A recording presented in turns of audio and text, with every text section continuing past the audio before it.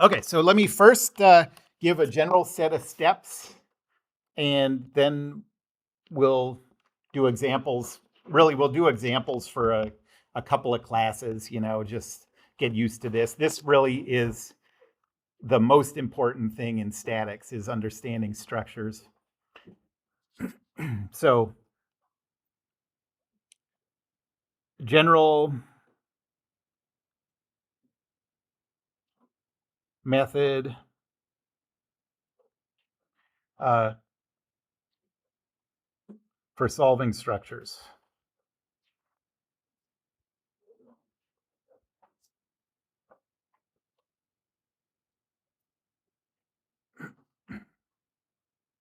So first, number uh, all members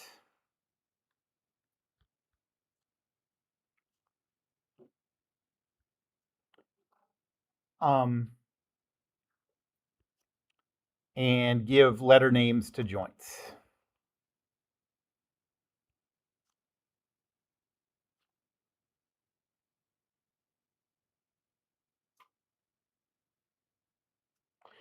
Um, and at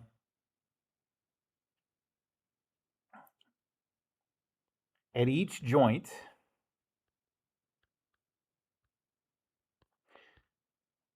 consider the pin or the body of the joint itself. It's usually going to be pins.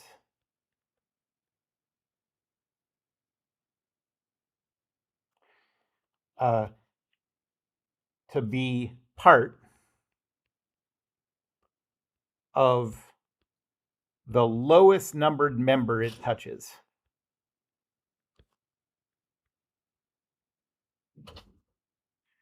I'll draw some pictures of this after we get done, but okay, lowest numbered member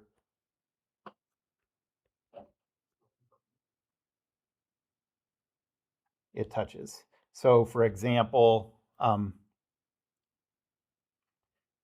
if you have a joint that connects member 1, and let's say this is member 3, and this is member 4. Okay, let's say this joint is joint B.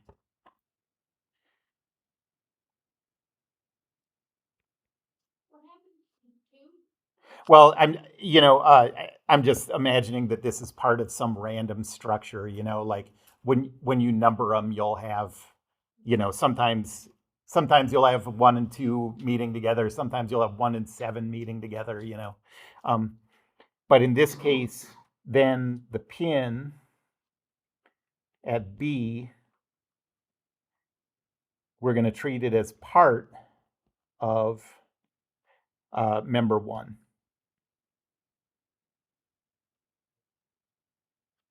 Which means we're not going to treat it as part of members 3 or 4. Okay. And you'll see why that matters as we go.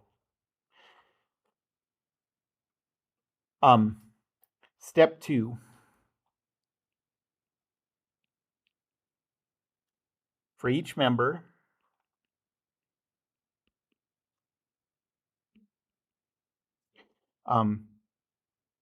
do a rigid body static analysis.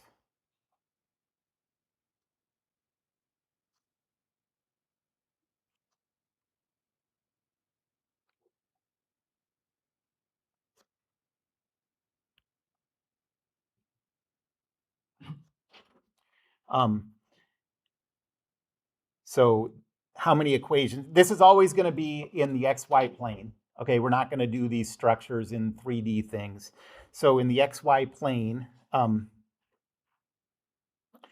that means you're going to have 3 equations per body, per member.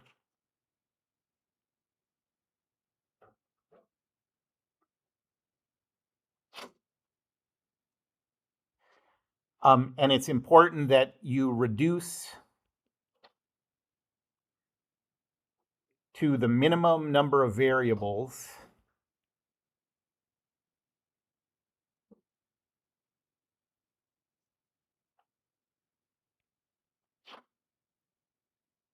using Newton's third law,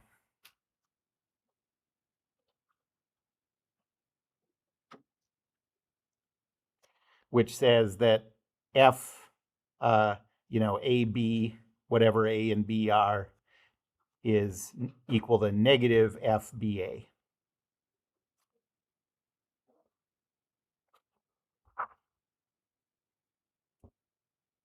And then third, so step 2 is a doozy. That's, if you have 10 members, you're doing 10 rigid body statics analyses.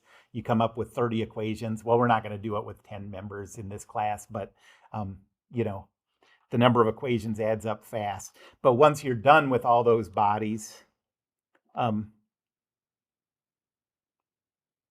once you're done with all, let's say that there are n bodies, capital N, you have a system of 3n equations.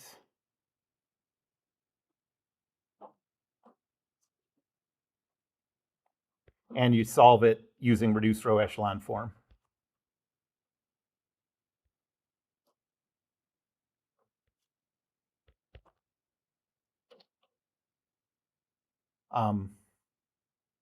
The example we did had 2 bodies. So 3 times 2 is 6. So we had 6 equations for 6 variables. The number of variables, if you have more than 3n variables and you've done all the reductions and everything, you can't reduce the number of variables any more than you've done, then that means that it's a statically indeterminate system. So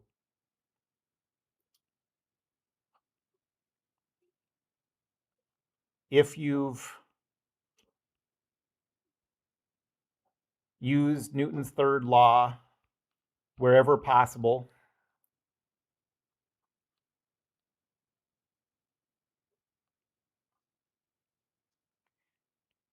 and you have more than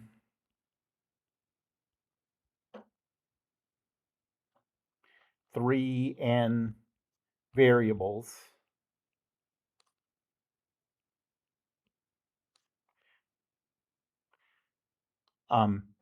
then it's a statically indeterminate system.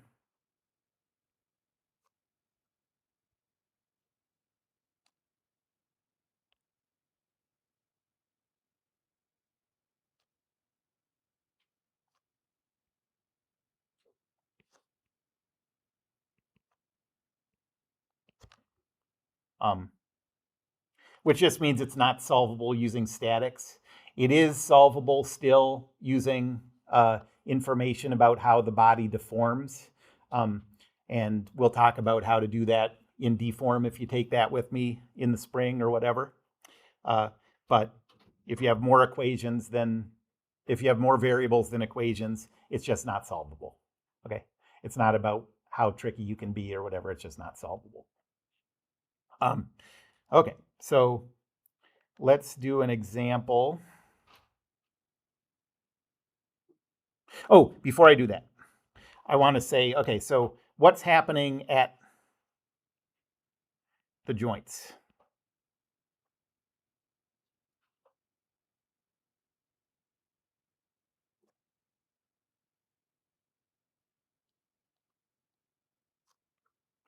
And let's think of, I'm going to think of like basically the joint that I drew before.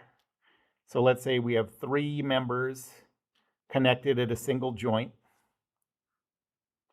And I'm going to call them members 1, 3, and 4. And I'm going to call this joint B. Okay.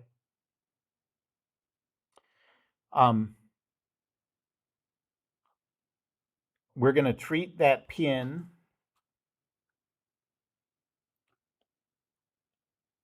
as part of member 1. So let's draw what's happening from the side.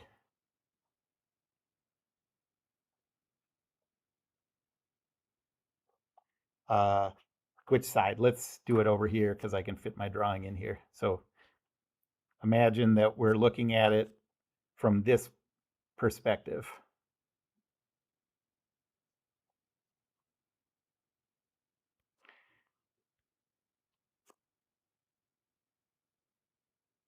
Okay. So from that guy's view, what would this look like? So you would have member 1 over on the left.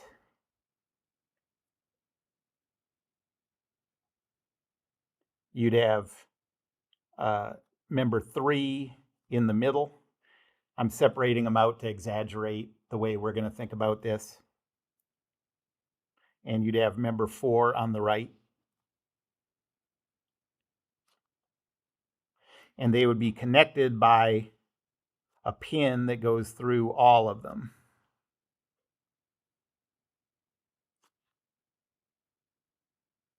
Okay? This isn't how you would really build a joint, but this is how we're going to treat it. Okay? And we're going to assume that that pin that goes through all of them, I mean, you can always lump bodies together into a free body.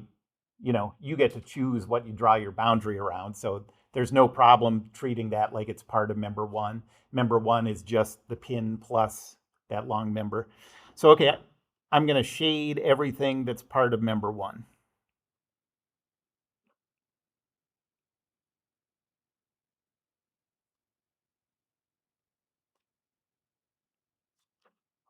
Okay?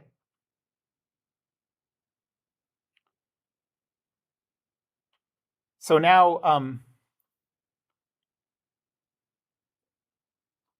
what forces act on, first, let's say, member 1?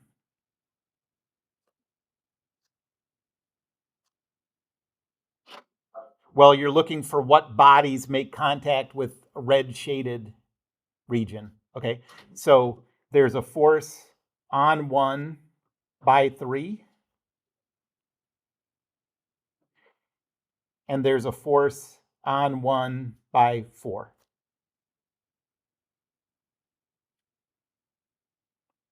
Does that make sense? Now let's think about on member 3.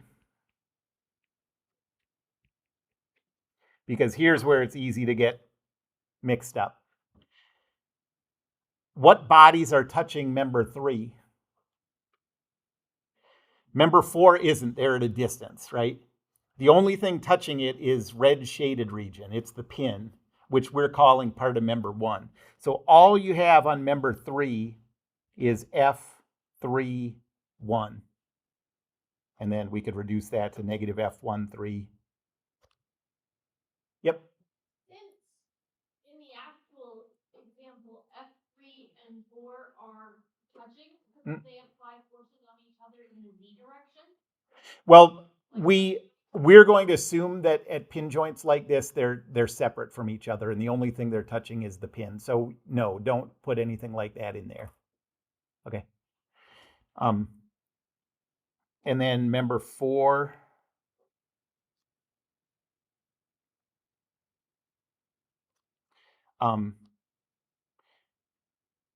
What's touching member 4? Number 3 isn't touching it, but number 1 is, because the pin is part of 1.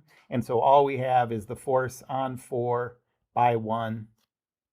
And so that's negative F1, 4. So member 1, the lowest numbered member, has multiple forces acting on it. Member 3 only has 1, and member 4 only has 1.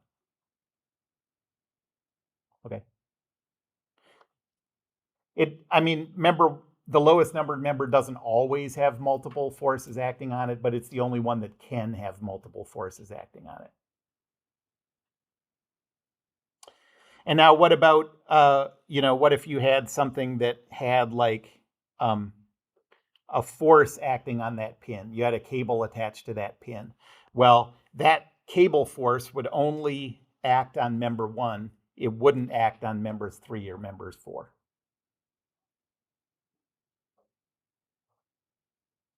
Okay, so that stuff is I think the easiest way to make this stuff straight in your head is just to do a bunch of examples and see how it works. And little by little, if you're careful about it, you make sense out of it. So let's just do some examples.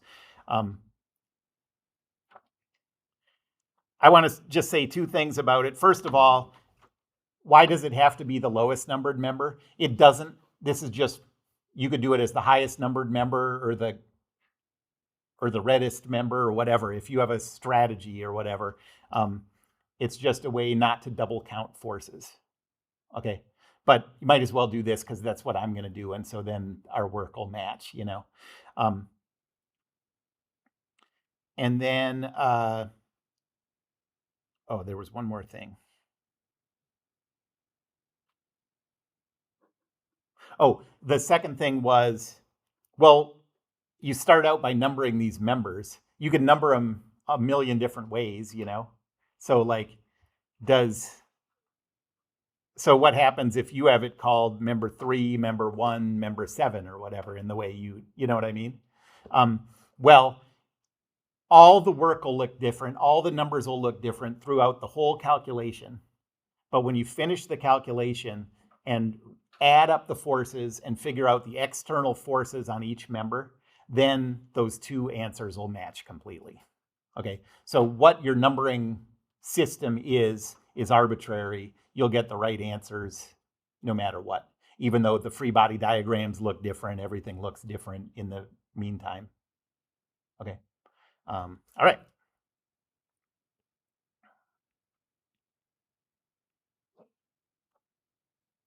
So let's say we have a wall here and a pin joint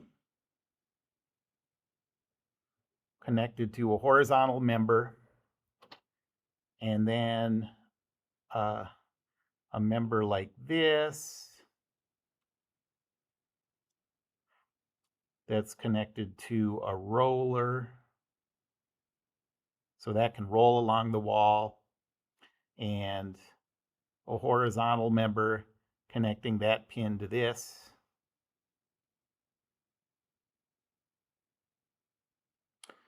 That's a pin joint. Let's say there's 1,000 Newton force there.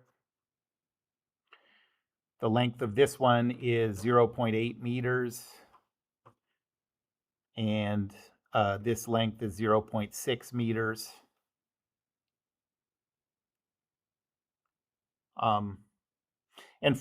Let's neglect the masses here. It's not really any harder to put the masses in there, but we'll just do it to keep the numbers simple for this. What's happening at the bottom? Is that a roller? Yes. So the diagonal member and the vertical member are connected to each other by a pin, and then there's a roller connected at that pin.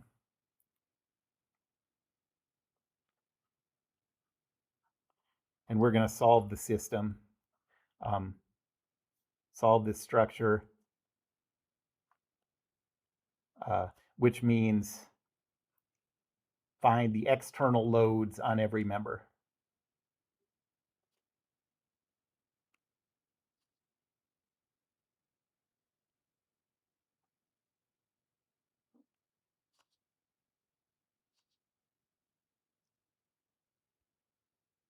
Okay, so I'm going to start out by just labeling these things. I'm going to call this 1, 2, 3. And the joints I'll call A, B, C.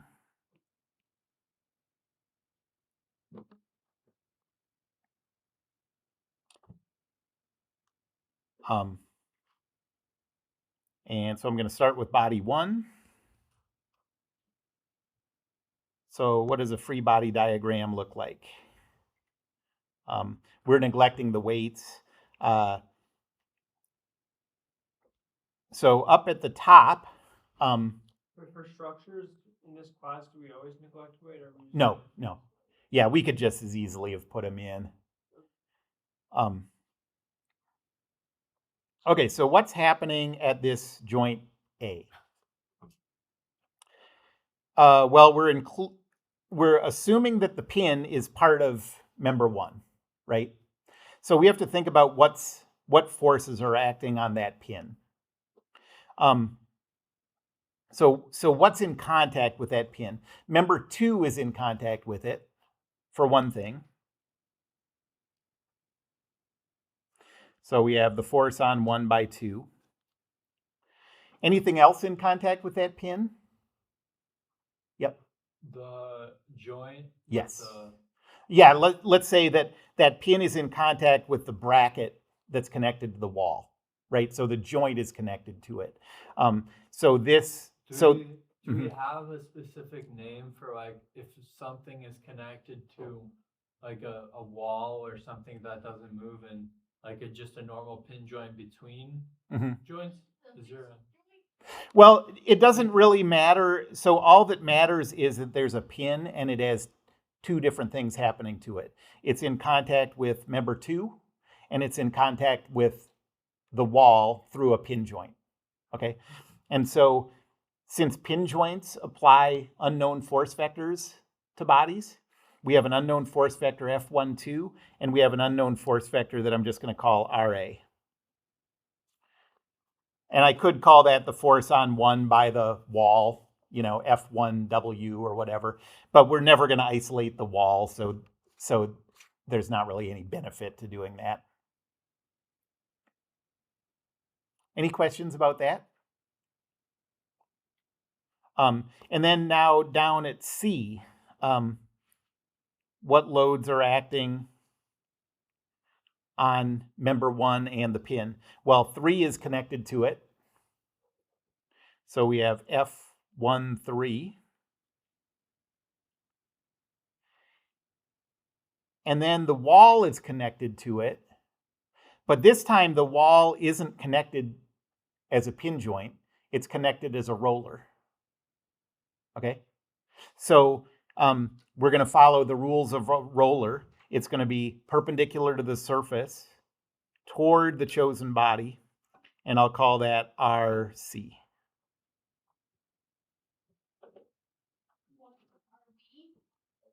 That's just how I lettered it. Oh, because it's the.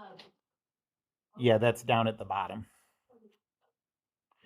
And now we're going to do the table because it's just rigid body statics. Is one table for each body? Each body, yep. And for each body, you can choose a separate about point, by the way.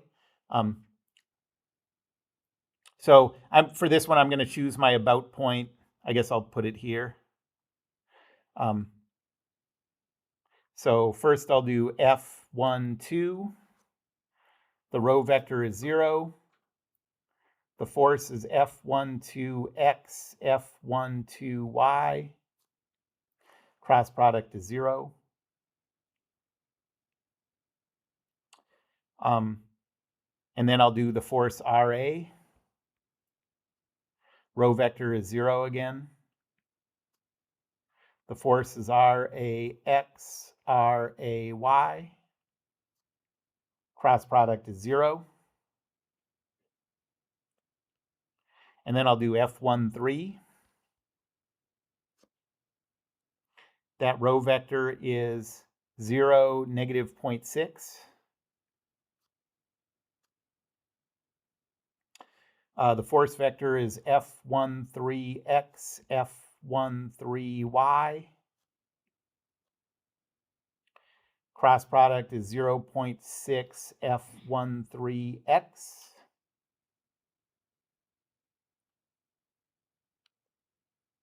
And then last is that force RC.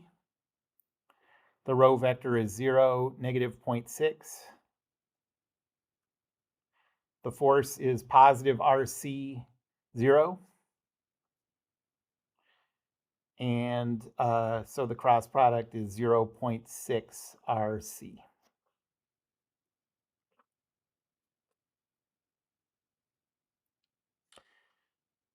And so I'm going to get 3 equations from this, 2 from Newton's second law and 1 from the moment equation.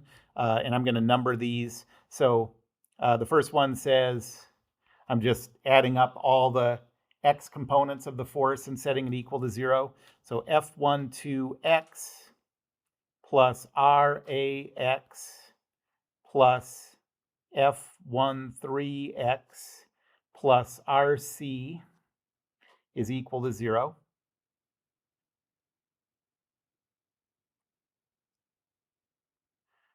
Equation 2 says F12y plus RAY plus F13y is equal to 0.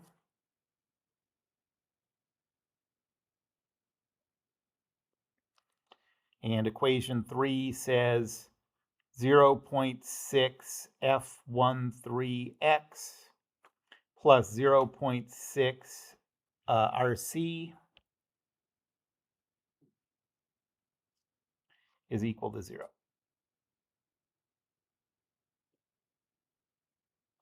Okay, so the steps say get those equations. You can't solve them yet. We'll just solve it as a big system at the end. Okay, and you can see that this isn't solvable yet. We have 1, 2, 3, 4, 5, 6, 7 variables. Okay, so we can't do anything with that with 3 equations. Any questions about the first body? And now we're going to go to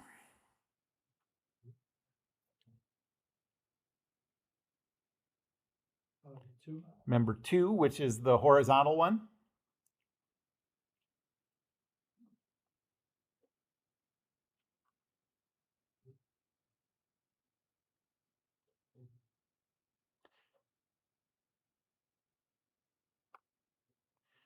Okay, so let's think about what forces act on member 2 at the joint A.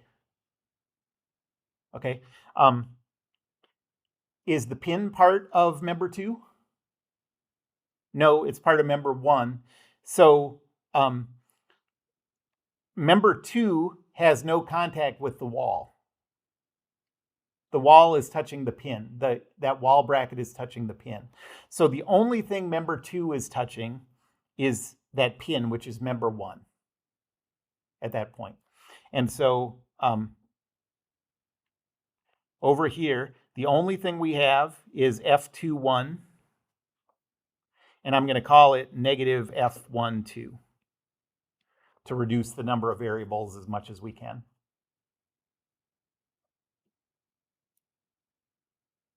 And then over at the other joint, is the pin part of member 2 at the joint B? Yes, it's the lowest numbered member at joint B, which means that member 3 is touching it there, and that 1,000 Newton force is acting on it. Okay, because that 1,000 Newton force is acting on the pin. So we have a force vector F23, and we also have a downward force of 1,000.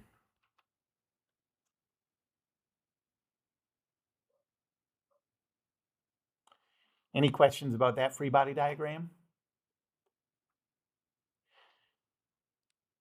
And so then rho, force, moment.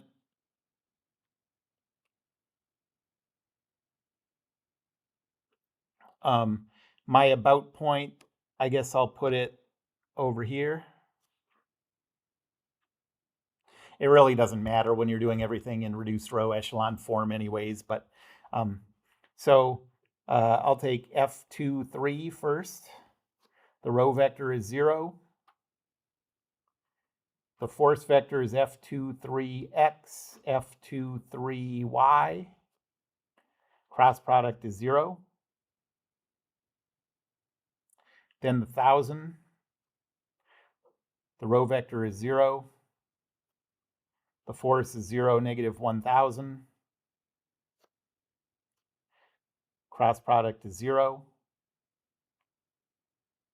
And then negative F12. The row vector is negative 0.8, 0. The force vector is negative F12x, negative F12y.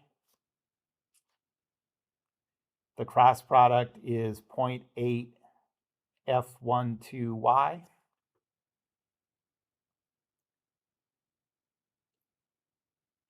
And that's it for this one. We already have 3 equations, so this is going to be my equations 4, 5, and 6.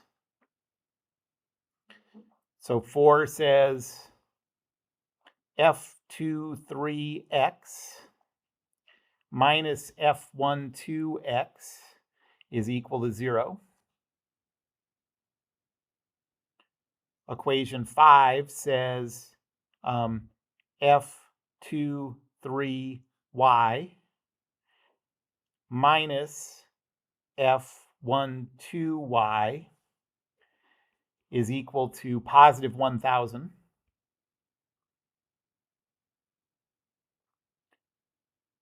And equation 6 says 0.8 F12y is equal to 0.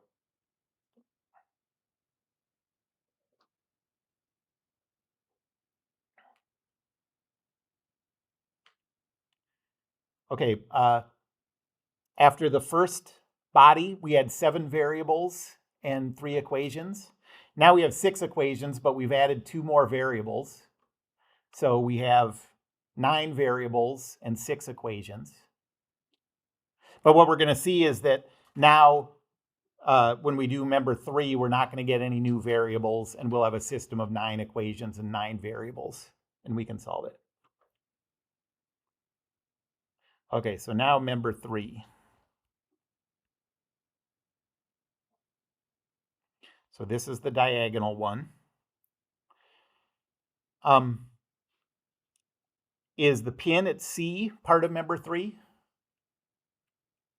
No. Is the pin at B part of member 3? No. So all we have at either end is just contact with the pin. So that's the force on 3 by 1 and the force on 3 by 2. And then we'll use Newton's third law to write that as negative F13 and negative F23. Okay, so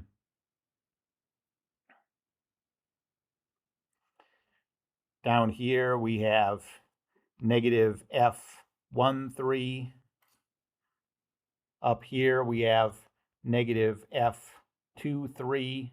What about that 1,000 Newton force? That would be probably 2, right? That's right. That's acting on the pin, so that's acting on the lowest numbered member at that joint. So that's not here either. And so this is it. Row, force, moment.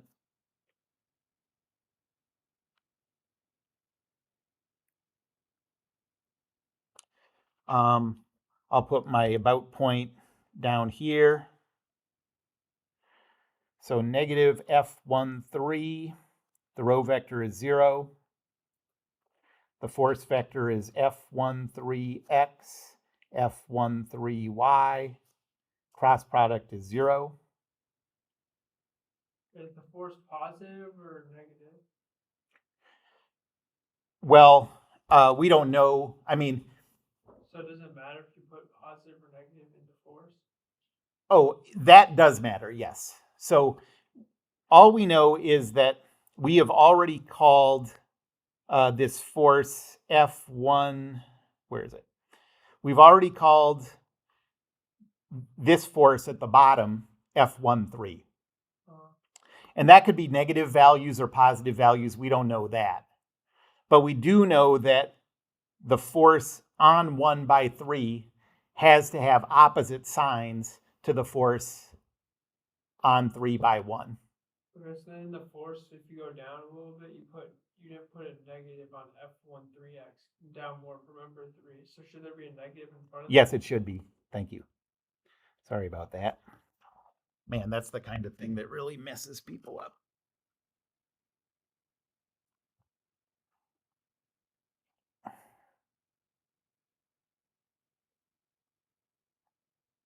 Okay. And then negative F23. That is at a row vector of 0.8, 0.6.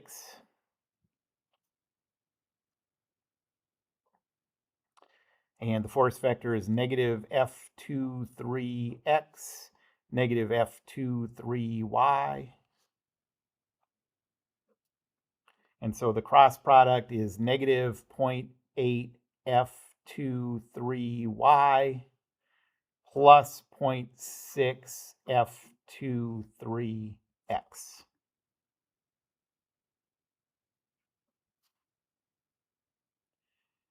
And now this is equation 7, 8, and 9.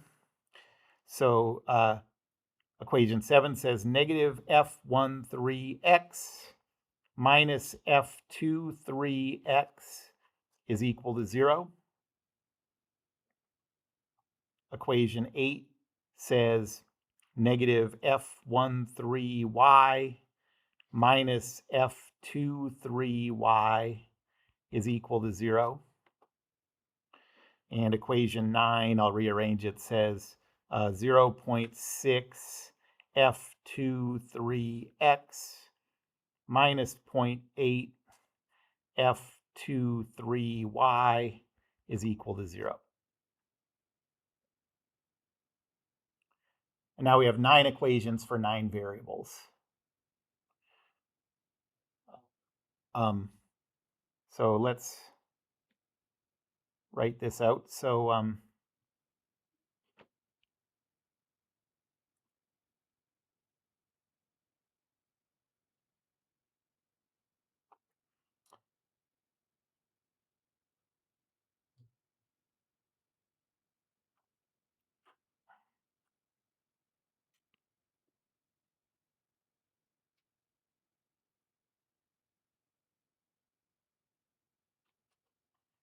we have 9 rows and 10 columns.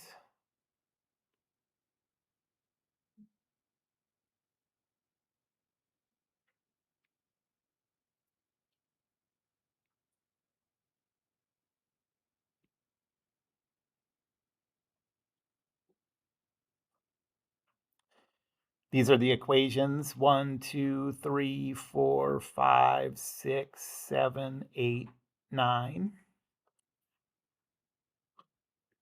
And then the variables, I'll call it F12x, F12y, F13x, F13y, F23x, F23y,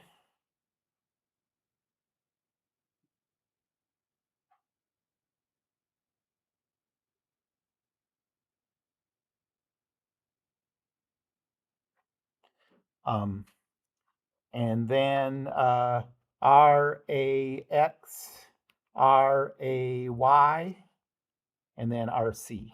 And then the last column is the constants.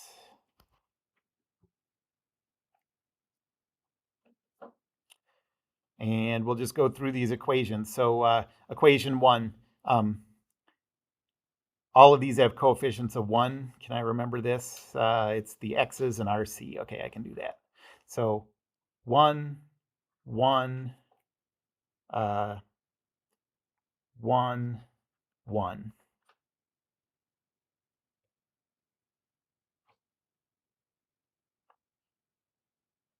Okay, so F12x is 1, F13x is 1, RAX is 1, and RC is 1. And now equation 2. F12y, RAY, and F13y are all equal to 1. F12y, F13y, and RAY.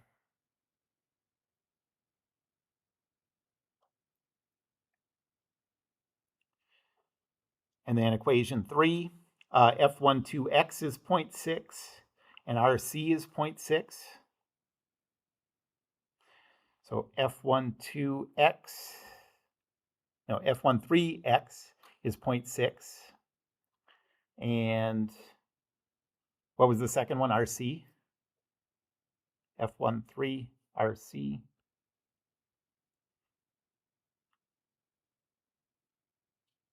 Yeah. Okay, so now we're down to equation 4. So F23x is 1, F12x is negative 1. So F12x is negative 1, F23x is 1. Equation 5,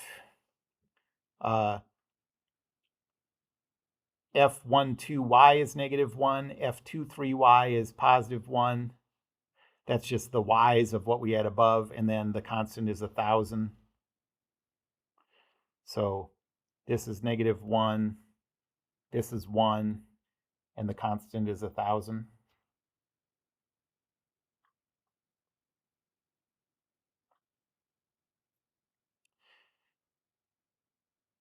And then equation 6, F12y is 0.8.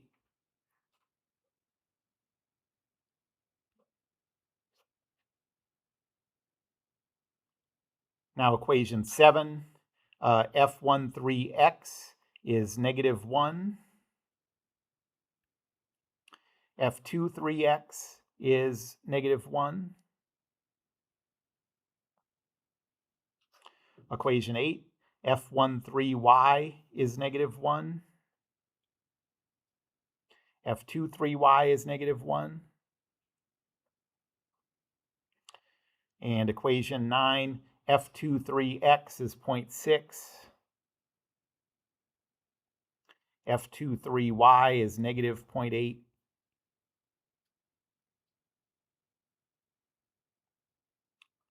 Okay, and let's take a few minutes. And I got F12 is 13330. Anyone else have answers yet? Yeah, that's all I got. Okay, yay. F13 is negative 13330. F23 is negative 1,1333. RA.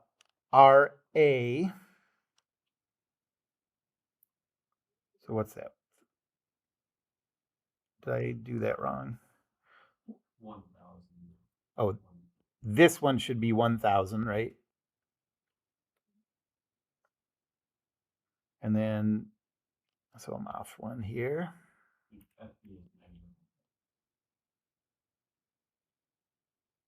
Yes.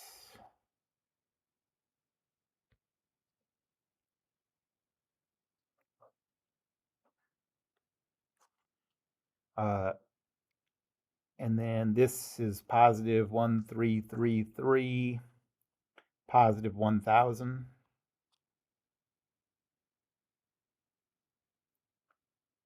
And then RA is negative 1,333, 1,000. And RC is 1,333. Okay, great. Okay, so what does this mean, these answers? It really doesn't mean anything yet until you put these back into the free body diagrams and add up the forces at each point into a single force vector.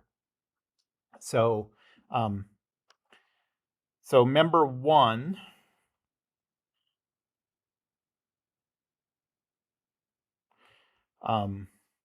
what do we have at member 1? We have RA plus F12.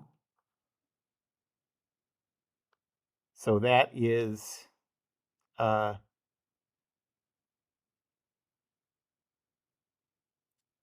just 1,000 this way. Do you see that? If you add up F12 and RA, you get this.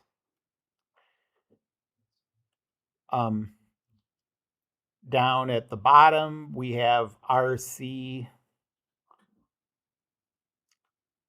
plus F13.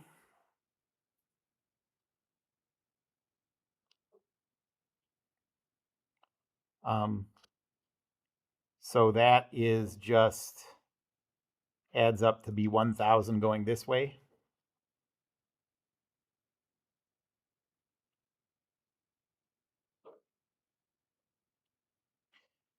Member 2, we have negative F12. So that is 1,333 going this way. And then at member 2, we have F23 plus 1,000 going down.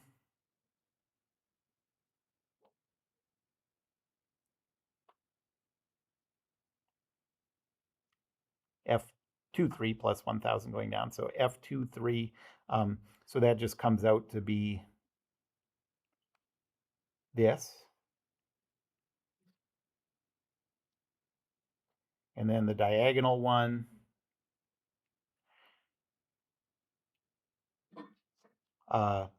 we have negative F13 at the lower left. So that's 1,333 positive 1,000. And negative F23 at the upper right. So negative 1,333 negative 1,000. And if you had numbered your bodies differently than I did, every free body diagram would look different, you know, potentially, depending on how different you numbered it. Every equation would look different, and your answers would look different that you got out of reduced row echelon form. But when you put things back into the free body diagrams, this is what you would get.